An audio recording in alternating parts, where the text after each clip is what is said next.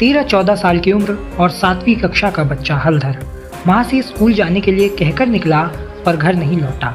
बचपन से ही शिव की भक्ति में लीन इस बच्चे ने गांव से दूर कोसम नारा पहुंचकर एक पत्थर को भगवान शिव का स्वरूप मानकर अपनी जीभ काटकर चढ़ा दी और वहीं ध्यान करने लग गया। दिन हो या रात, चाहे ठंड हो या बरसात, और तो और जीव जंतुओं का डर भी नहीं, बस शांत, मौन और तपस्या में लीन। छत्तीसगढ़ के रायगढ़ जिले से 4 किलोमीटर दूर कोसम नारा में 28 सालों से तपस्या और साधना में लीन ये तपस्वी बाबा वही सत्यनारायण बाबा हैं जिनकी कहानी हम आपको शुरुआत में बता रहे थे। बाबा का असली नाम हलधर था। बचपन में उन्हें घर वाले सत्यम कहते थे।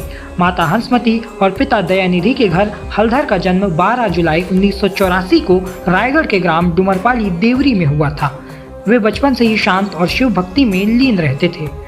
बाबा पढ़ाई में भी अच्छे थे, लेकिन कक्षा 7वीं के बाद से ही घर त्याग कर तपस्या करने लगे और आज तक तपस्या कर रहे हैं।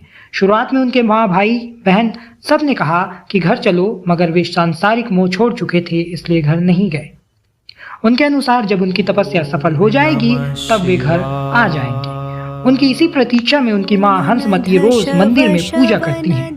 लोग बताते हैं कि वे 16 फरवरी 1998 से आज तक तपस्या में लीन हैं। 24 घंटे में सिर्फ एक बार के लिए ही आंखें खोलते हैं और भक्तों पर इशारों से अपनी कृपा दृष्टि बरसाते हैं। देश विदेश से लोग उन्हें देखने आते हैं कि कैसे कोई एक ही जगह पर बैठे रोज 24 घंटे लगातार 28 सालों से हठ योग कर रहा है।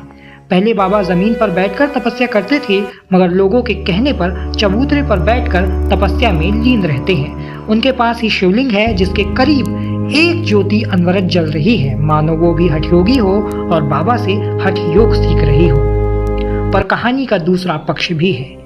कुछ लोग इसे आस्था मानते हैं, कुछ इसे तप की चरम सीमा कहते हैं, कुछ सवाल उठाते हैं, क्या ये चमत्कार है, हठ योग है या अटूट मानसिक दृढ़ता।